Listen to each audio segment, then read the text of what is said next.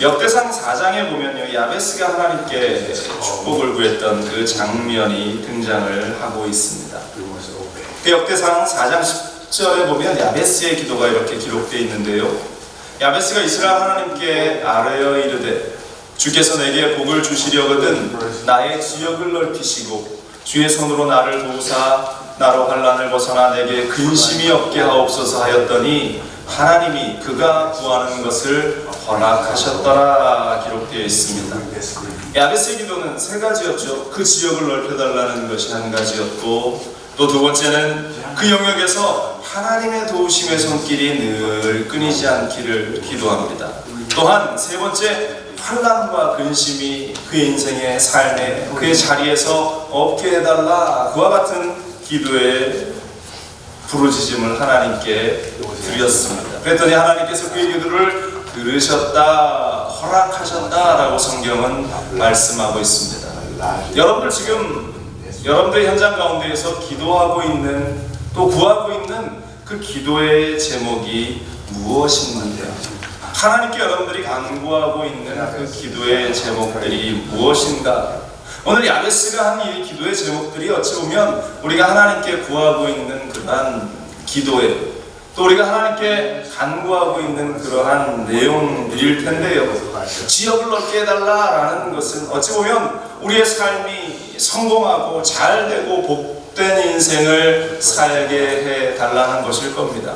그래서 과거에는 물질의 축복을 구하고 또 강건함을 구하고 삶의 풍성함이 끊이지 않도록 넘쳐나기를 구하는 것을 이 지경이 넓어지는 것, 지역이 넓어지는 것이다 라고 우리가 생각하면서 기도했습니다. 그런데요, 그러한 지역적인 어떠한 눈에 보이는 물질적인 복, 또 눈에 보이는 어떠한 여러 가지 우리가 필요한 요소들 가운데에 가장 선행되어지는 것, 지역이 넓어지는 것, 또 강건함을 얻는 모든 것들이 어찌 보면 이 한 가지, 이제 제가 말씀드리려고 하는 그 한 가지로부터 출발하지 않을까. 바로 그것은 사람을 만나는 것, 누군가를 만나는 것으로부터 출발한다라고 저는 생각을 합니다. 사람을 만나는 것이 지역이 넓어지는 일이고, 좋은 사람과 관계하는 것이 나의 영역이 넓어지는 일일 것인 줄로 믿습니다. 그래서 인생이라고 하는 것은, 우리의 삶이라고 하는 것은 누구를 만나는가가 그렇게 중요한 일이라는 것입니다. 누구를 만나느냐에 따라서 하나님이 예비하신 그 복들을 우리가 받을 수 있고, 또 때로는 그것을 놓쳐버릴 수도 있는 여러 가지 일들이 펼쳐지는 겁니다. 그래서 제가 처음에 여러분들 인사 나눌 때 옆에 분들을 귀하게 여기라고 말씀드린 그 이유가, 얼마나 귀한 하나님의 사람들이 우리 옆에 있는지, 내 곁에 있는지, 얼마나 이들이 하나님의 축복을 가지고 내 곁에 서서 그 복을 나에게 나누어 주려고 준비하고 있는 사람들인가 라는 사실을 우리는 기억하면서 옆에 계신 분들을, 또 우리 사랑하는 순복음 중앙교회 성도들을 귀하게 여기는 인생들이 되어야 할 줄로 믿습니다. 아멘. 다시 한번 인사 나눌까요? 그런 의미에서 당신은 너무나 귀한 사람입니다 라고 축복하세요. 너무나 귀한 사람, 너무나 귀한 사람, 너무나 귀한 사람을 우리에게 만나게 해주셨는데요, 그런데 인생의 만남 가운데에 무엇보다 더 소중하고 귀한 만남이, 가장 전제되는 그 만남이 있는데요, 그것이 바로 예수 그리스도와의 만남이라는 사실입니다. 아멘. 우리 주님과의 만남을 통해서 우리에게는 영원한 생명이 주어지고, 우리 주 예수 그리스도를 만남으로 말미암아서 나는 이전과는 다른 완전히 180도 달라진 그러한 삶을 내가 살아나갈 수 있다라는 것입니다. 아멘. 고린도서 5장 17절은 우리에게 분명히 말하죠. 그런즉 누구든지 그리스도 안에 있으면 새로운 피조물이라, 이전 것은 지나갔으니 함께 학습합니다. 보라 새 것이 되었도다. 우리가 예수 그리스도를 만남으로 말미암아서 우리가 새로운 사람들로 바뀌어졌다라는 것입니다. 그리스도의 만남은, 예수님과의 만남은 새로운 생명으로의 그 시작을 이루게 됩니다. 또한 그 만남으로 인해서 우리의 삶에 있는 모든 지경이 넓어지고, 또한 하나님이 우리에게 허락하신 놀라운 복들이 우리의 삶과 인생 가운데에 펼쳐지게 될 줄로 믿습니다. 오늘 성경을 보면 이 네 사람이 등장을 하는데 그들이 예수님을 만나는 자리, 인생이 180도 변화되는 그 귀한 자리에 서게 됩니다. 바로 베드로와 안드레와 야고보와 요한이라는 그 네 사람인데요. 베드로와 이 나머지 세 사람이 물고기를 잡다가 또 잡은 물고기를 옆에 두고 이제 그물을 깁는 그 현장 가운데에 이 주님이 부르시고 그들이 주님을 만나는 장면이 기록되어 있어요. 주님의 부르심에 그들도 알지 못하는 어떠한 힘에 이끌려서 주님을 따라 나아가는 그 삶의 모습을 우리가 바라보게 됩니다. 도대체 어떠한 이끌림이 그들 가운데에 있었는가? 도대체 그 평생 그들이 살아왔던 그 삶의 방식을 뒤로 하고 모든 것을 포기하고 어떻게 그들이 예수님의 뒤를 쫓아 나아갈 수 있었을까? 오늘 이 시간 우리가 이 사건을 바라보면서 우리에게 주시는 하나님의 영적인 의미들을 함께 생각해 보기를 원하는데요. 먼저 첫 번째로 주님의 부르심이 가지는 의미에 대해서 우리가 함께 생각해 보기를 원합니다. 오늘 갈릴리 해변에서 예수님은 4명의 사람을 만나셨습니다. 오늘 18절은 이렇게 기록하고 있습니다. 갈릴리 해변에 다니시다가 두 형제, 곧 베드로라 하는 시몬과 그의 형제 안드레가 바다에 금을 던지는 것을 보시니 그들은 어부라, 이렇게 사건을 기록합니다. 또 21절에 이렇습니다. 거기서 더 가시다가 다른 두 형제, 곧 세베대의 아들 야고보와 그의 형제 요한이 그의 아버지 세베대와 함께 배에서 금을 깁는 것을 보시고 부르시니 라고 기록되어 있습니다. 우연한 만남이라고 생각되어질 수 있겠지만 제가 보는 관점에서는 예수님은 아주 강력한 의도를 가지시고 그들을 찾아가셨습니다. 갈릴리 해변을 거니시다라고 18절은 기록하고 있습니다. 이것은 이 워킹, 이 걸음은 그냥 어떠한 산책을 위한 어떤 다니는 그러한 걸음이 아니라 제가 볼 때는 목적을 가지고 걸어가셨다라는 것을 우리에게 이야기하고 있습니다. 그래서 사람들은 이 사건을 우연하게 여길는지 모르겠지만 모든 것이 하나님의 계획 가운데에서 하나님이 원하시는 그 방법 가운데에서 예비하신 만남이었고 필연적인 만남이었다라는 것입니다. 그래서 예수님께서는 이 베드로와 안드레와 야고보와 이 요한을 분명히 알고 계셨고 그들을 부르시기 위해서 그들의 삶의 현장까지 지금 찾아가고 계셨다라는 사실입니다. 그들을 만나는 그 한 가지 목적을 가지고 그들을 부르시기 위해서 그들의 일터로 주님께서 찾아가셨다라는 것입니다. 여러분들은 예수님의 이 부르심, 하나님의 이 부르심에 대해서 어떻게 생각하십니까? 하나님께서 우리를 찾아오셨어요. 아멘? 아멘. 내가 하나님을 찾아간 것이 아니라 하나님께서 우리의 삶에 찾아오셔서 우리를 만나기 위해서 하나님께서 우리 가운데에 찾아오셨다라는 사실을 우리는 잊지 말아야 할 줄로 믿습니다. 그래서 내가 우연한 기회에 하나님을 만난 것이 아니라 내가 어찌하다가 내가 하나님과 이 귀하고 복된 만남을 가진 것이 아니라 하나님이 계획하시고 하나님이 준비하셔서 우리가 하나님을 예배하고 하나님을 섬겨 나갈 수 있는 이 자리로 우리를 부르셨다라는 것입니다. 아멘? 아멘. 그래서 우리가 이 부르심에 관한 부분을 늘 생각할 때마다요, 우리는 구속사적인 관점으로 우리가 이 모든 것을 바라봐야 합니다.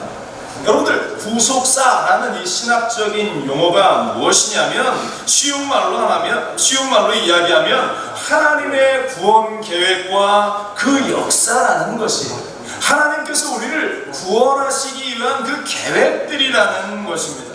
성경에 나오는 이 수많은 사건들, 구약부터 신약에 이르는 이 모든 사건들은 그냥 어떠한 앞서간 믿음의 사람들의 에피소드 그 이야기가 아니라 하나님께서 우리 인간을 구원해 나가시기 위한 그 계획들을 하나하나 이루어 나가셨던 그 사건들, 또 지금도 이루어 나가신다라는 그 말씀들을 우리에게 증거하고 있는 것입니다. 아멘. 아멘. 아멘.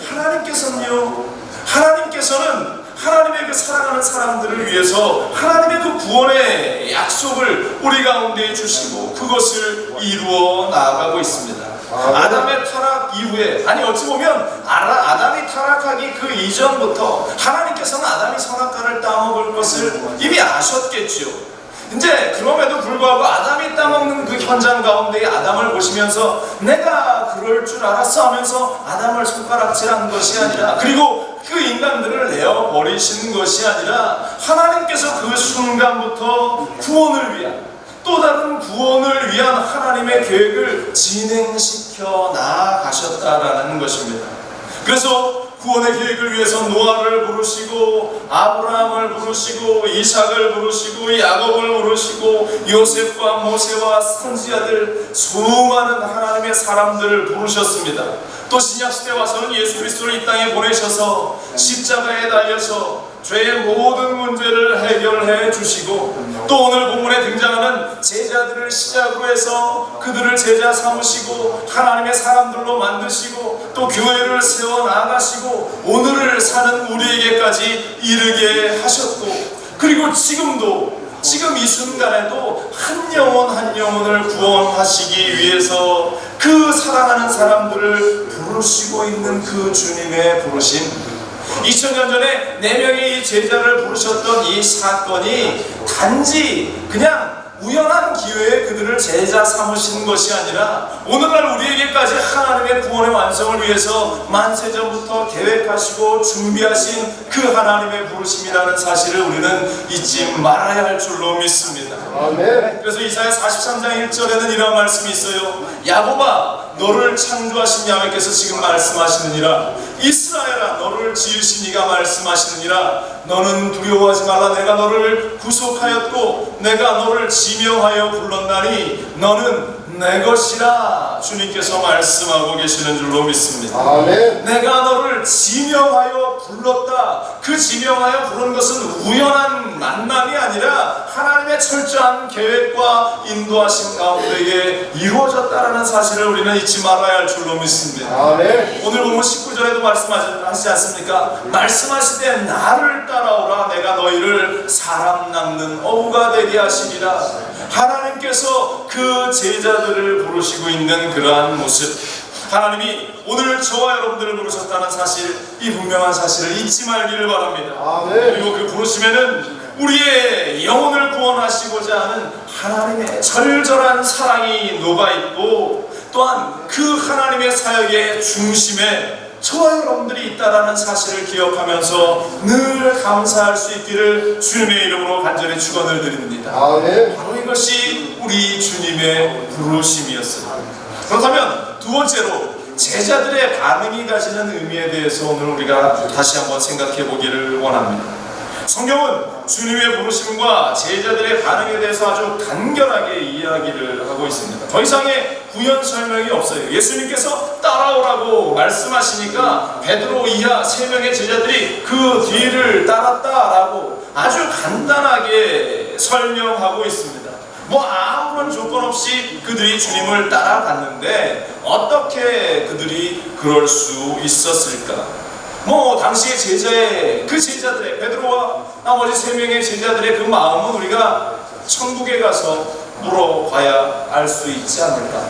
일단은 성경에서 예수님께서 그들을 부르셨고, 또 제자들은 그 주님의 부르심에 순종하면서 따라갔다라고 이야기하고 있습니다.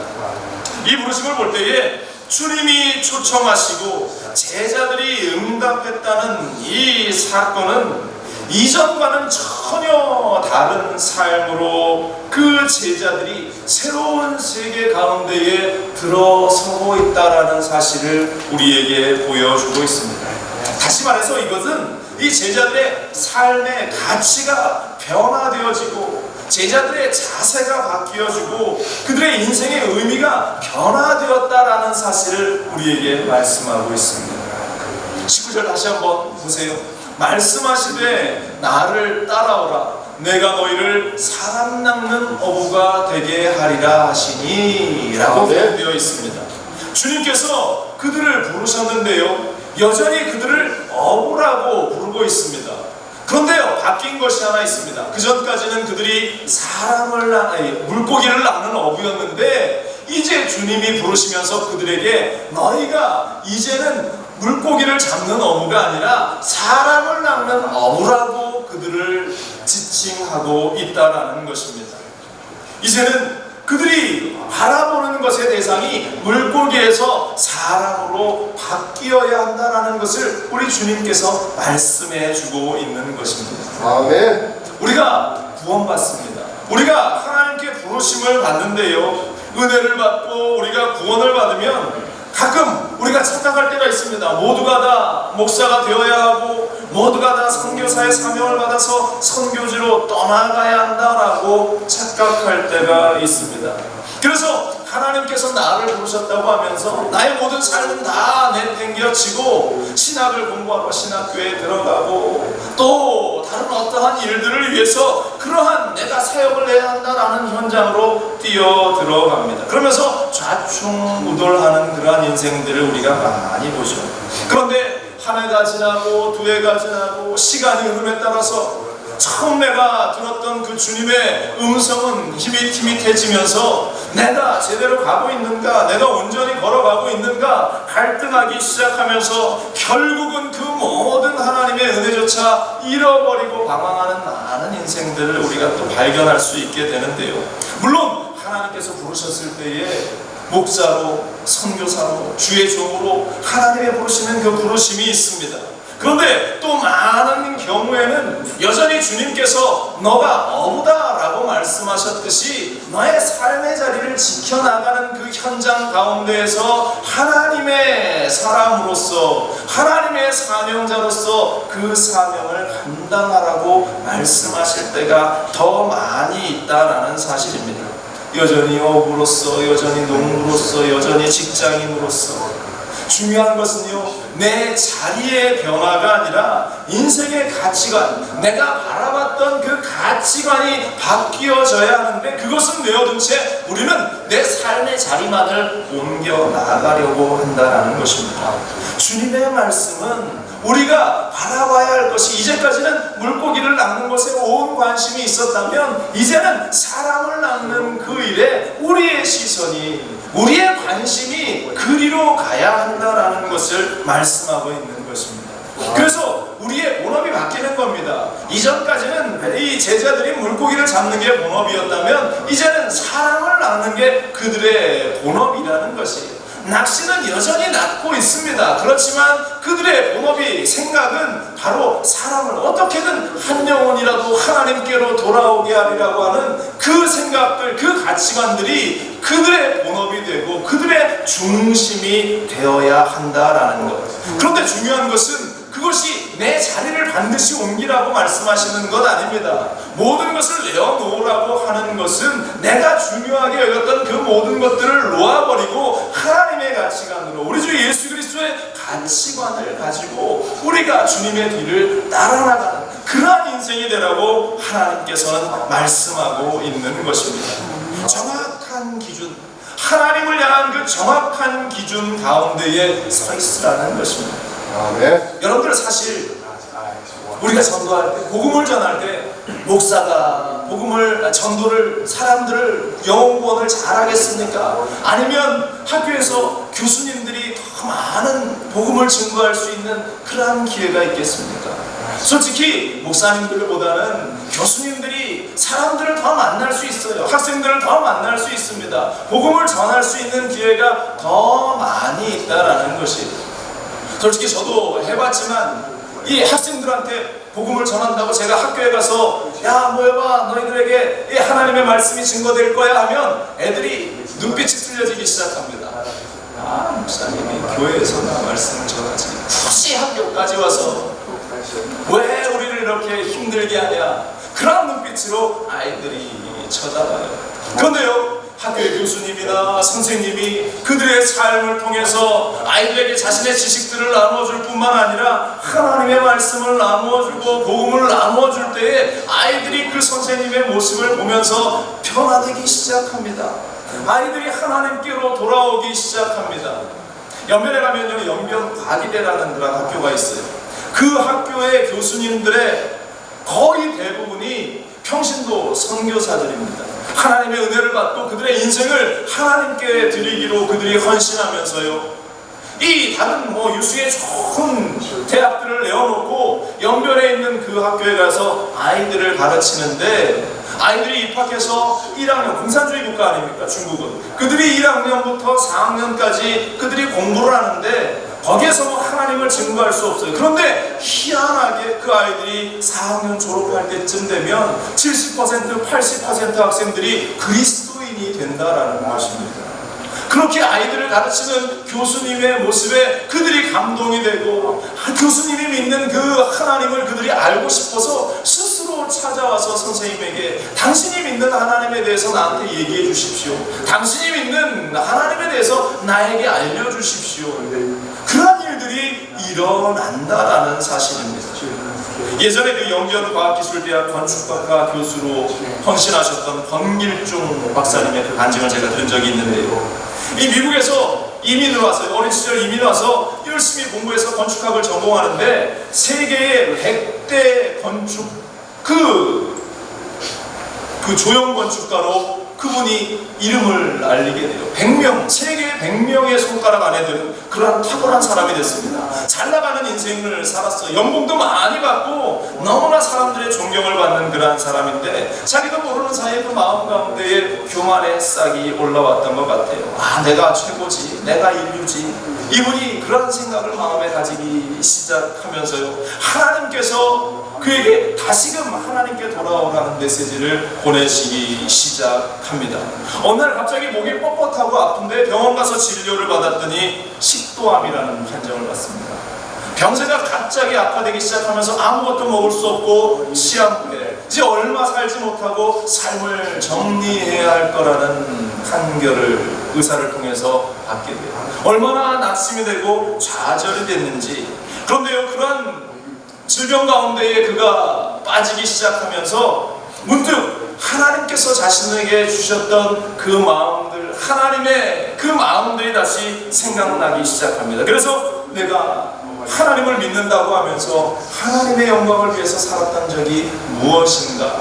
나의 자랑을 위해서 살고 나의 영광을 위해서 늘 살지 않았는가? 나 자신의 그 잘난 모습에 빠져서 잘못된 인생을 살았구나 라는 그 회의감과 또 회개를 하고 있는 그 순간에 친척 한 분이 연변과기대의 그 총장이었던 그 김진경 총장님의 간증 테이프를 이분에게, 홍길중 박사님에게 가져다 주었습니다. 그 테이프를 듣는데요, 이 연변과학기술대 총장, 지금도 총장이시고 평양과학기술대도 만드시고 많은 북한 선교를 위해서 헌신하는 이 총장님이신데, 이런 간증을 이분이 하신 것이 테이프를 통해서 들려오는 겁니다. 이렇게 이야기했어요.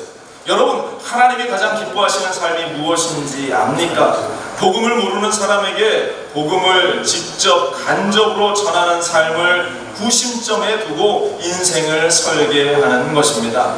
당신의 삶은 정말 그렇게 살고 있습니까? 만약에 여러분도 하나님의 영광을 위해서, 복음을 위해서 살고 싶으시면 연변과학기술대학으로 오십시오. 그곳에 중국의 젊은이들이 기다리고 있습니다. 그들에게 복음을 전할 수 있도록, 그들의 미래를 통해서 하나님이 영광을 받으실 수 있도록 여러분은 썩는 미랄이 될 수 있습니다. 이렇게 이야기하는, 간증하는 그 테이프가 이 홍길중 박사님에게 들려졌어요.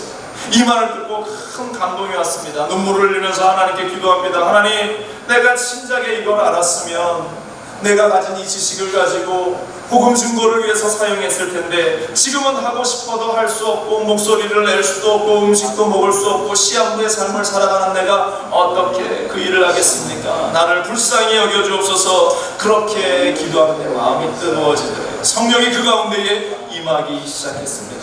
하루가 지나고 이틀이 지나는데요, 목이 그렇게 따끔따끔 아프고 음식도 그냥 삼킬 수 없어서 호수를 꽂아서 음식을 넣고 있었던 그러한 현실인데, 이 호수를 꽂고 음식을 넣는데도 목이 그렇게 늘 아팠어요. 따끔거리면서. 그런데 어느 날인가부터 호수를 통해서 들어오는 음식이 잘 넘어가는 겁니다. 술술 넘어가는 거예요.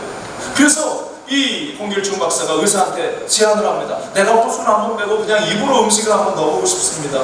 아유, 말도 안 되는 일입니다. 그래도 한번 해봅시다. 어차피 나 죽을 목숨인데 그거 하나 못 들어줍니까? 이 호수를 빼고 입으로 넣는데 음식이 이 목으로 들어가는 거예요. 통증이 느껴지지 않는 겁니다. 놀래서 의사와 이분이 이제 정밀 검사를 시작하는데 의사가 깜짝 놀라서 이분을 찾아옵니다. 이보시오, 권길준 박사님, 당신이 가지고 있었던 이 식도암이 점점 사라지고 있습니다. 목에 있는 이 암덩어리들이 점점 작아지면서 없어지고 있습니다 라고 이야기합니다. 하나님이 그 권길준 박사를 치료하셨어요. 얼마 있지 않아서 이 목에 있던 식도암이 다 사라져 버리고 말았습니다. 사람들이 이 권 박사님을 바라보면서 당신은 걸어다니는 간증입니다. 이분이 어떻게 했어요? 어떻게 했겠어요? 병이 나은 이후에 영변과학기술대학으로 떠납니다. 그곳에 가서 아이들을 가르치는 자리도 이분이 떠났어요. 자신의 삶을 간증하고 자신에게 있었던 하나님의 은혜를 간증하니까 아이들이 돌아왔겠어요? 안 돌아왔겠어요? 그들이 예수를 믿었겠습니까? 안 믿었겠습니까? 잘 모르시겠습니까? 얼마나 많은 아이들이 은혜 받고 예수 그리스도의 사람으로 변화되었는지 모른다라는 그러한 간증의 이야기를 제가 들었습니다. 우리의 삶의 현장에도 이러한 일들이 일어날 수 있기를 바랍니다. 말씀드린 대로 목사가 학생들에게 가서 막 예수 믿어 라고 해도 그 아이들은 귀등으로 듣지도 않습니다. 군대 가서요. 제가 예전에 군에 가서 이제 군선교 팀에 가서 군대에 많은 장병들을 모아놓고 막 열변을 토하면서 예수를 믿어야 합니다 라고 하는데 한 3분의 2 이상은 거의 네 알겠습니다 이러면서 이게 뭐예요? 졸고 있는 겁니다. 목사님 쉬는 날인데 우리 하루 그냥 좀 쉬게 내버려두지 이 주일 오후까지 와서 우리를 이렇게 힘들게 합니까? 라는 그 얼굴들이 막 이 장병들 군인들 가운데 막 역력해요. 그런데요, 만약에 여러분들 그 사단장이 믿음의 좋은 사단장이 그 앞에 훈시를 할 때 자신의 삶을 보여주면서 자신이 경험했던 그 은혜들을 그 군사들에게, 장병들에게 이야기했다고 생각해 보십시오. 그 가운데 변화되는 사람들이 왜 없겠습니까? 야, 나도 저 3스타, 4스타 저분들처럼 나도 저러한 사람이 되고 싶다. 예수를 믿었더니 저러한 사람이 됐구나. 왜 은혜가 안 되겠습니까? 바로 이것이 주님이 우리를 사람이 낳는 어부가 되게 하신 하나님의 부르심이라는 것입니다. 여전히 우리 주님께서는 어부라는 단어를 사용하셨어요. 너희가 사람을 낳는 어부가 되게 하리라. 물론 제자들에게 좋은 이해를 하기 위해서 주님께서 그렇게 말씀하셨지만 너의 가치관이 이제 물고기에 있는 것이 아니라 너의 가치관이 이제는 사람에게 있는 것이다 라고 이야기합니다. 네가 해야 할 일이 단지 먹고 사는 일에 매여있는 인생이 아니라 한 영혼을 구원하는 나의 그 구원의 완성의 틀에 너희가 들어와야 한다라는 사실을 제자들에게 말씀하신 것이고 이것이 오늘 우리에게 주어지는 하나님의 말씀이다라는 사실입니다. 여러분들 무엇을 중요하게 여기시겠습니까? 우리의 삶이 하나님 앞에 온전히 드려질 수 있는 그 기회가 바로 지금 주님의 부르시는 지금 이 시간이라는 사실을 여러분들 잊지 말기를 바랍니다. 고린도서 6장 2절은 말합니다. 이르시되 내가 은혜 베풀 때에 너희에게 듣고 구원의 날에 너를 도왔다 하셨으니 보라 지금은 은혜 받을 만할 때요 보라 지금은 구원의 날이로다. 지금이 그때라고 주님 말씀하셔요. 제자들을 부르시는 지금 이 순간이 바로 하나님이 부르시는 그때에 우리가 그 구원에 동참하는 그 순간이라고 말씀하고 계시는 줄로 믿습니다. 아멘. 그런데 중요한 것이 한 가지 더 있습니다. 지금 제자들이 자신이 그렇게 중요하게 여겼던 그러한 가치관, 자신들이 그렇게 중요하게 여겼던 것을 어떻게 버릴 수 있었을까? 그들이 그 물고기를 내어놓고 그물을 내어놓고 배를 내어놓고 그들이 어떻게 예수님을 따를 수 있었을까? 바로 그것은 성령이 그들 가운데에 역사하셨기 때문이라는 것입니다. 우리 안에 나의 힘으로는 불가능합니다. 나의 힘으로는 예수님을 따라갈 수 없습니다. 나의 힘으로는 내가 그렇게 중요하게 여겼던 돈을 내어놓을 수 없습니다. 나의 힘으로는 내가 그렇게 중요하게 여겼던 성공이라는 것을 내려놓을 수 없습니다. 성령께서 역사하십니다. 성령께서 함께 하셔야 합니다. 반드시 이 제자들에게도 분명히 성령께서 그들의 마음을 움직이셨기 때문에 그들이 즉시 예수님의 뒤를 따라갈 수 있었다라고 저는 확신합니다. 사도행전 1장 8절을 말합니다. 오직 성령이 너희에게 임하시면 너희가 권능을 받고 예루살렘과 온 유대와 사마리아와 땅끝까지 이르러 내 증인이 되리라. 아멘. 누구의 힘으로요? 나의 힘으로요? 나의 능력으로요? 아니요. 성령의 힘으로 우리가 주님의 부르심에 응답할 수 있다라는 것입니다. 아멘. 주님의 부르심의 가치를 성령을 통해서 그들이 알게 되었다라는 것입니다. 성령이 그들의 마음을 어루만지니까 이전에 중요하게 여겼던 그 모든 것들이 제자들에게는 별로 중요치 않은 일들로 여겨지고 예수님을 바라보면서 그 더 좋은 가치를 쫓아나가기를 결단할 수 있게 되었다라는 것입니다. 바로 이것이 제자들이 가지는 모습, 바로 이것이 오늘 주님의 부르심에 응답하는 우리들의 모습이다라는 사실입니다. 그들이 그 부르심에 응답하니까 삶이 180도 바뀌어졌어요. 물고기를 낚는 그 어부가 아니라 이제는 하나님의 사람으로 쓰임받습니다.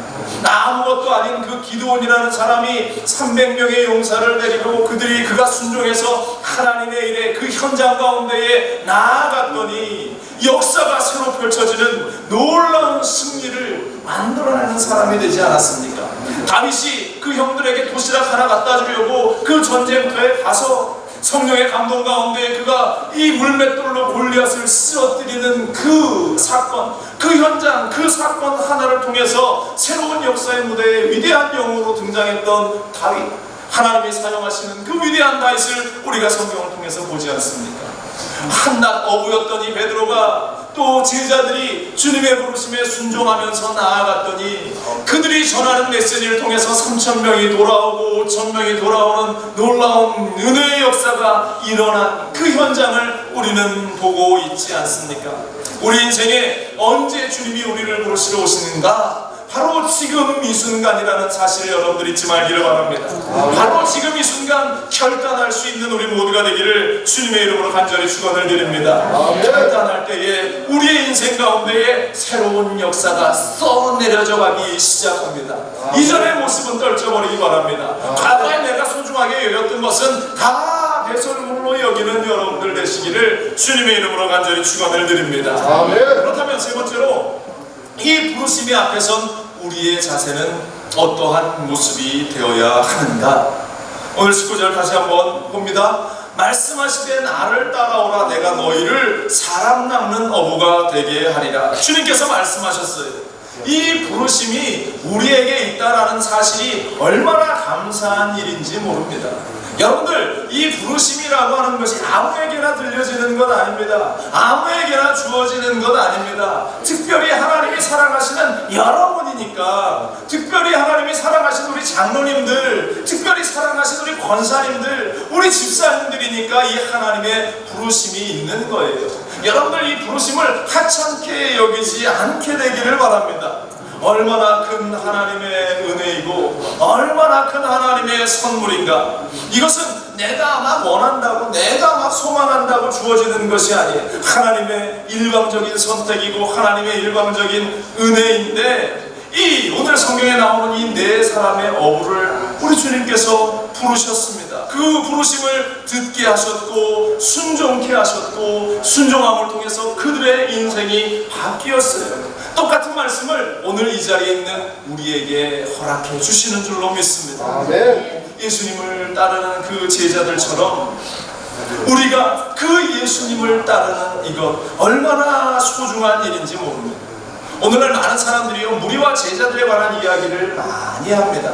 무리와 제자들, 무리가 되어야 하느냐, 제자가 되어야 하느냐, 이러한 이야기들을 여러분들이 많이 들으셨을 텐데요, 우리는 무리가 되지 말고 제자가 되어야 하는데, 제자가 된 그 모습은 무엇인가? 바로 우리가 예수 그리스도를 바라보면서 그 예수님을 따라 나가는 사람이 무리가 아니라 제자라는 사실입니다.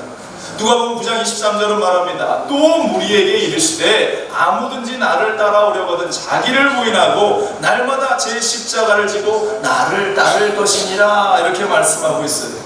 무리에게 이르셨다라고 말씀하고 있습니다. 무리에게 이야기하는데요, 무리라고 하는 사람들에게 말씀하시면서 누구든지 나를 따라올 수 있다, 누구든지 내 뒤를 따라올 수 있는데, 이 본문의 그 뒤에 생략된 말씀이 이거라고 저는 생각해요. 날마다 자기 십자가를 지고 따를 것이니라 라고 하신 그 말씀 뒤에 그래야 진짜 제자가 되는 거야 라고 주님께서 말씀하셨을 것 같습니다. 다시 말해서 그냥 아무나 다 따라올 수 있기는 하지만 진짜 제자가 되려면 그 뒤에 것을 해야 하는데, 날마다 자기를 부인하고 자기 십자가를 지고 그 뒤를 따라와야 제자가 된다. 그것을 하지 못하면 무리에 불과하다라고 말씀하고 있는 것입니다. 그래서 제자로서 예수를 따르는 데의 조건이 바로 이것, 자기를 부인하고 자기 십자가를 지고 우리가 주님의 뒤를 따르는 거예요. 이것은 오늘 본문과 맞추어 보았을 때 무엇을 의미하느냐? 바로 내 그물을 내어버리고 내 배를 내어버리고 내가 소중히 여겼던 물고기들을 다 내어놓고 주님의 제자로서 나를 부인하고 십자가의 길을 따라 나가는 그 길이다 라는 사실을 말씀하고 있는 것입니다. 유진 피터슨이라는 분이 성경을 이 메시지 성경이라는 것으로 오늘날 현대의 성경을 번역해서 이야기했는데요, 이 부분을 이렇게 해석하고 있습니다.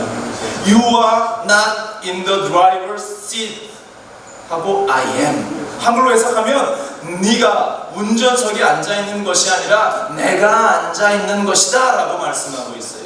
너가 앉아있는 것이 아니라 예수님이 너의 인생의 운전석에, 너의 삶의 그 운전석에 예수님이 앉아있는 것이다. 바로 이것이 자기를 부인하고 날마다 십자가를 지고 따라나가는 인생이다 라고 이 부분을 그렇게 해석하고 번역해 놓고 있는 것입니다. 여전히 여러분들 스스로가 내 인생의 운전수가 되어서 내 마음대로 내 뜻대로 살아가고 있지는 않습니까?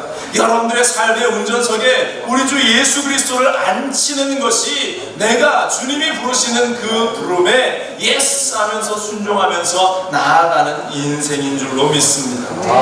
예수님께서 오늘 우리에게 말씀하셔요. 나를 따라오라. 오늘 주님께서 부르시는 이 부르심 가운데에 내가 어떠한 모습으로 서 있어야 할까? 내가 여전히 즉시 따라가지 못하고 여전히 붙들고 있는 것이 무엇인가? 여전히 놓지 못하고 있는 것이 무엇인가? 여러분들 오늘 스스로 한번 생각해 볼 수 있기를 바랍니다. 소돔과 고모라가 불타서 멸망되는 그 현장 가운데 하나님께서 은혜를 주셔서 롯과 그 가정은 탈출할 수 있었습니다. 그런데 그 현장 가운데에서 롯의 아내는 소돔에 두고 온 것이, 고모라에 두고 온 것이 아쉬워서 고개를 돌리다가 소금 기둥이 되어버리고 맙니다. 성경은 이렇게 증거하고 있습니다. 야훼께서 하늘 곧 야훼께로부터 유황과 불을 소돔과 고모라에 비같이 내리사 그 성들과 온 들과 성에 거주하는 모든 백성과 땅이라는 것을 다 엎어 멸하셨더라. 롯의 아내는 뒤를 돌아보았으므로 소금 기둥이 되었더라. 성경은 이렇게 그 사건을 이야기합니다. 살아나서 생명을 얻었는데, 살아나서 새로운 삶을 얻었는데 그것이 아까워서, 세상이 아까워서, 세상의 물질에 연연해서 고개를 돌리다가 소금 기둥으로 되어버린 그 불쌍한 한 여인의 모습. 여러분들 우리의 인생이 그렇게 되지 않기를 바랍니다. 주님께서 제자들을 부르십니다. 나를 따라오라고 주님께서 그들을 부르셨습니다. 이 부르심에 베드로는 또 세 명의 제 나머지 제자들은 아무런 이야기하지 않고 순종했습니다. 여러분들 주님이 지금 부르실 때에 순종할 수 있기를 주님의 이름으로 간절히 축원을 드립니다. 아직 우리에게 기회가 있습니다. 아직 우리에게는 기회가 있다라는 이 사실을 잊지 않기를 바랍니다. 마음의 합한 자로서, 하나님의 마음의 합한 자로서 우리가 믿음의 순종의 발을 내디딜 때에 하나님께서 우리의 걸음에 놀라운 은혜를 주시고 앞서 서두에 야베스가 하나님께 지경이 넓어달라고, 나를 지켜달라고, 어려움이 없게 해달라고 기도했던 그 기도가 이제 변화된 가치관 가운데, 우리의 삶 가운데 주어질 때는 세상의 가치의 그러한 축복이 아니라 하나님의 나라를 세워나가는 일로 하나님께서 그 모든 공간들을 채워나가 주실 줄로 믿습니다. 아멘. 여러분들, 주님은 부르시고 우리는 그 부르심에 순종하는 인생들이 되어야 할 줄로 믿습니다. 아멘. 기도하겠습니다.